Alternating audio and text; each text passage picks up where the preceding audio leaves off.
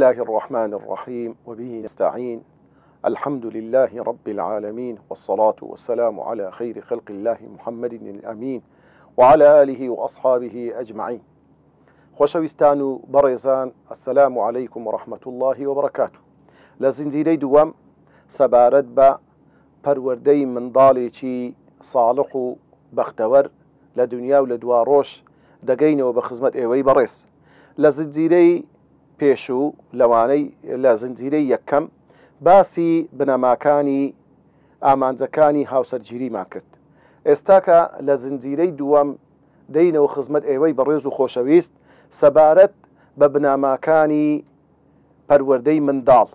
بنەماکانی پەروەردەی منداڵ، هەر کەسێک کاتێکەوە ئیشێک کارێک دەکا، هەر کەسێک کاتێک دەیوێ شتێک دامەزرێنێ، باڵەخانەیەک، هەر ئیشێک شتێک دەبی بناغەکەی بەڕاستی تۆکمە و توند و تۆڵ و زۆر پتە و چاک بێ، بۆی بتانی حتا پێی بکرێ باری لەسەر دابنێت و دیواری لەسەر دروست کات و خانووی لەسەر دروست بکە، هەتا بەرگەی زەحمەتی و ناخۆشیەکان بگریتن، بەرگەی ڕوخان و هەڵدێر و هەموو ناخۆشیەک بگریتن ئەو بینایە. منداڵیش یەکێکە لەو بینایانەی کەوا پەروەردەکردن و گۆشکردنی لە ئەستۆی دایک و باوکە. بۆیە خۆشەویستان و بەڕێزان، هەر دایک و باوچێک کاتێک کەوا بەر لەوەی منداڵەکەیان منداڵیان بی، ئەو منداڵە مافی لەسەر ئەو دایک و باوکەیە. یعنی منداڵ پێش ئەوەی بێتە دنیا مافی لەسەر دایک و باوچی هەیە. بۆیە یەکێک لەو مافانەی کەوا لە ئەستۆی هەموو باوچێکە، لە ئەستۆی هەموو دایکێکە کە ئەویان لە خەیاڵ و لە بیر بی، ئەو منداڵی دەیان بی ئەو دایکە چ پیاوێک بکە بە پیاوی خۆی بیکاتە بە باوچی منداڵەکانی.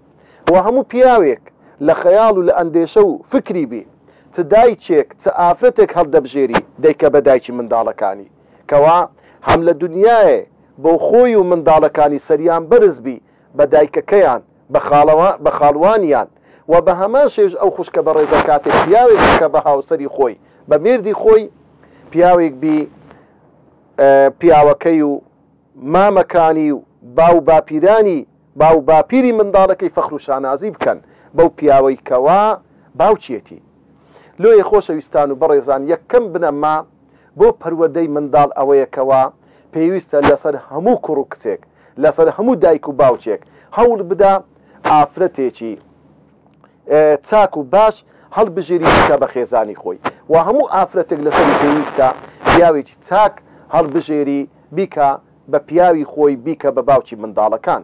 خۆشەویستان و بەڕێزان، کەواتە لێرەدا زۆر پێویستە کاتێک کە ئینسان بەر لەوەی بچێتە ناو پرۆسەی هاوسەرگیری بیر بکاتەوە ئافرەتێک بینی کەوا پێوەی بەختەوەر بیتن، منداڵەکان پەروەردە بکاتن، ئەمینی سندوقی ماڵەکەی بی، و هەروەها ئافرەتێکی پەروەردەکار بیتن، و هەروەها ئافرەتیش مە هەماشێوە پیاوێکی خەمخۆر، پیاوێکی بە ئەزمون، پیاوێکی عاقلی تێگەیشتوو، پیاوێکی شارەزا، پیاوێکی دیندار بکە بە پیاوی خۆی بۆەوەی ئەرچی پەروەردەکردنی منداڵەکەی لەسەر سوک بێتن.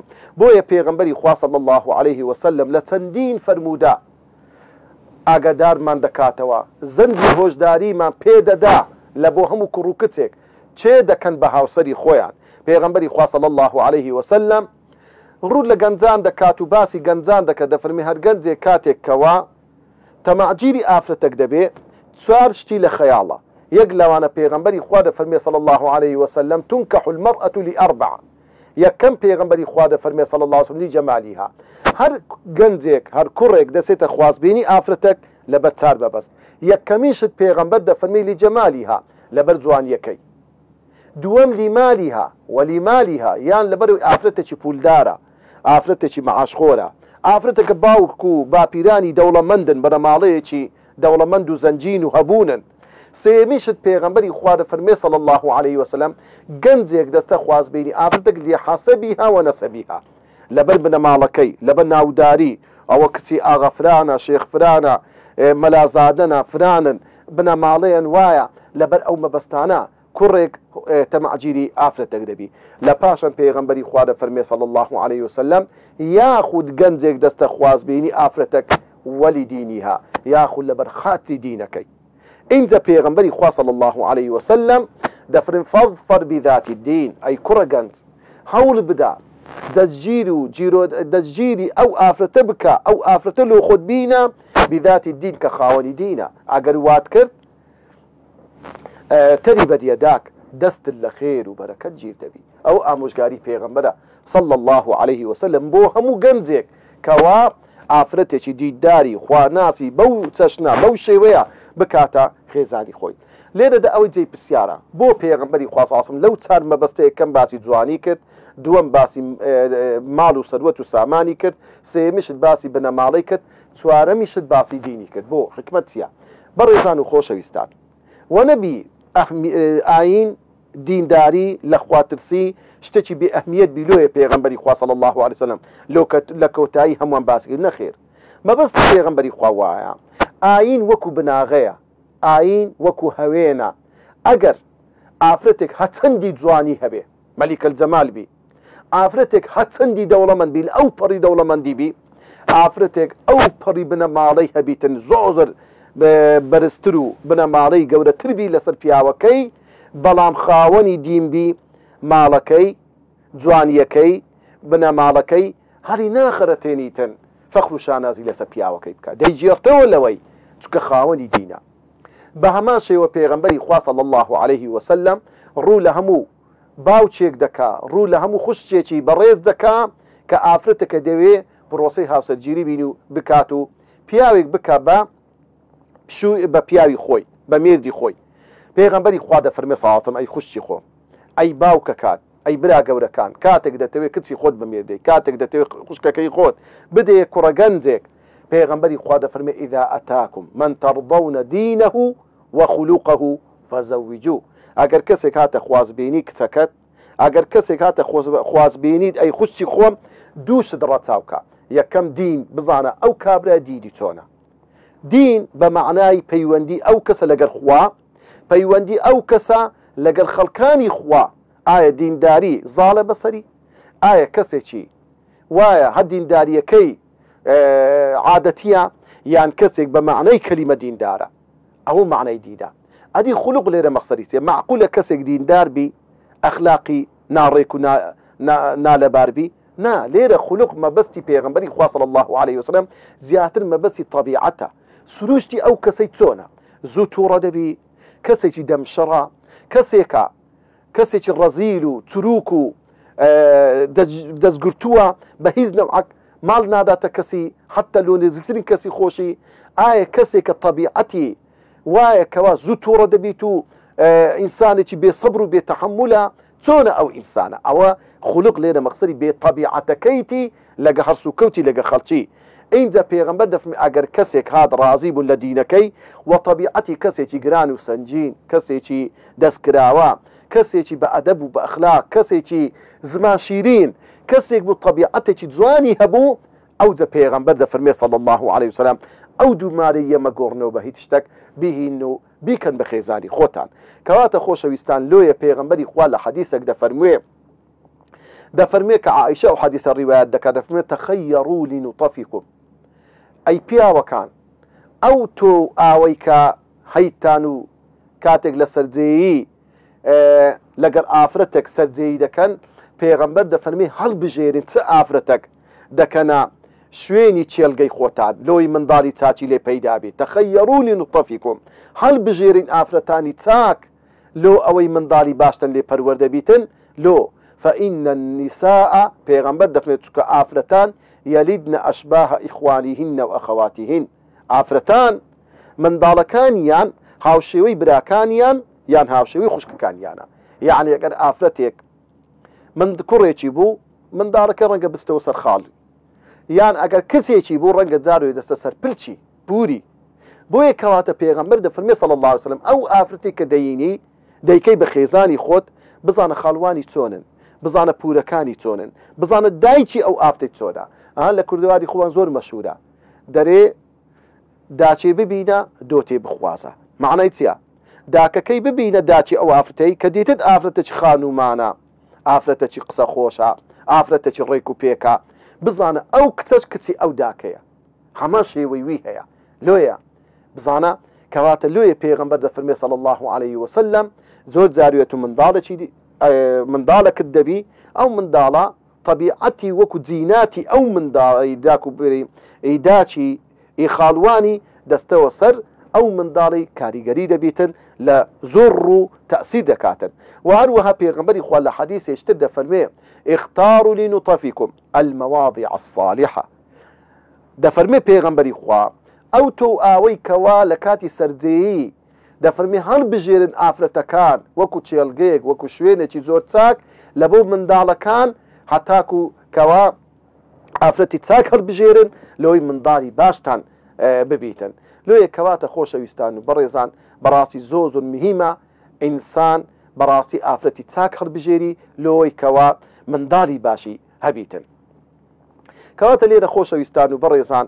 بەڕاستی کاتێک کە پێغەمبەری خوا صلی الله عليه وسلم داوامان لێ دەکاتن پیا و ئافرەتی چاک هەڵبژێری و بە هەمان شێوەش ئافرەتیش پیاوی چاک هەڵبژێری لۆ چونکە ژن و پیاوەک ئەگەر لەگە یەکتر ژیانێکی خۆشگوزەرانیان بەسەر برد بەختەوەر بوون تەأسیل لەو منداڵی ناوزجی دایکەکە دەکات زۆر جاری وایە ئێستا علمیان زانایان کەشفیان کردیا کاتێک ئافرەتێک دووجیانە منداڵێکی لە ناوزگە ئەو منداڵی ناوزجی دایک ئەو دایکە هەردەماک پێ دەکەنی ئەو منداڵش هەست بە خۆشی دەکات کاتێک دایکەکە عاجز دەبیت و غەمجین و غەمبار دەبی تەأسیل لە نەفسیەتی ئەو منداڵی دەکات کاتێک ئەو منداڵە دێتە دنیاوە تەمەشارەکەی منداڵێک دەبیتن بە جێرەی طبیعەتی ئەو دایکە بە جێرەی خۆشگوزەرانی ئەو دایکە منداڵەکە پەروەردەبی حتى زانایان قسەیان هەیە دەفەرمون موسا پێغەمبەر سەڵات و سەلامی خوای لەسەر بێ لەو کاتەی لە ناوزجی دایکی بوو لە سەردەمانێک بوو دایکی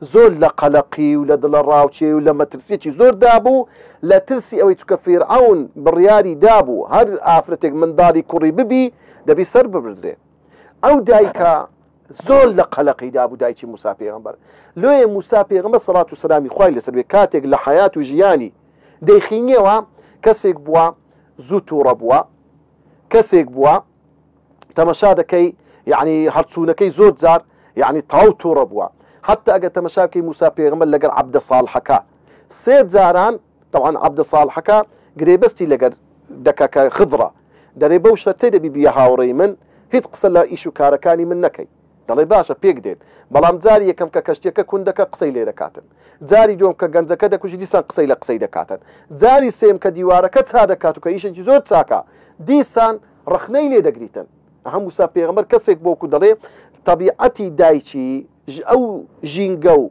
ژیانی کە دایکی بەسەری بدێت تەأسیری لە کۆرپەکەی ناو زجی کردیە کە موسا پێغەمبەر بە سەڵات و سەلامی خوای لەسەر بێ لۆیە کاتێک لە هاڕون تووڕە دەبی ڕیشی دەگری هاڕون دەرێ یەبنە ئومە لا تەأخذ بلحیەتی ولا برأسی ئەوە پێشە سەر و ڕیشی گرتیە و ڕای هەژاندیە لەو کاتەی زۆر تووڕە دەبی موسا پێغەمبەر و ئەخەذ الألواح هەرچی ئەو لەوحانەی کە تەوراتی تێدا نووسرابووە فڕی دەدا کەواتە ئەوانە هەمووی هۆکارن لۆی کەوا بەڕاستی کە زانایان باسی شخصیەتی موسا پێغەمبەر دەکەن دەرن کەسێک بووە بەو شێوەیە کەسێک بووە کەوا بە غیرەت و بە شەهامەت بووە زۆر تووڕە بووە سەبری نەگرتیە بەرامبەر بەو شتانەی کەوا ئەگەر کە ئەو پێی وا بووە شتی بێشەرعی و خراپ بووە لۆیە پێغەمبەری خوا صلی الله عليه وسلم کاتێک جابری کوڕی عەبدوڵڵاه هات فەرمووی یا رسول الله تزوجت ئافرەتێکم مارە کردیا پێغەمبەر فەرمووی هل تزوجت بكرا أم ثيبا آية كتسيك مارا كدويان بيوجنك فرموي تزوجت ثيبا آفرتك بيوجن مارا كدوا بيغمبر فرموي صلى الله عليه وسلم هل لا بكرا تلاعبها وتلاعبك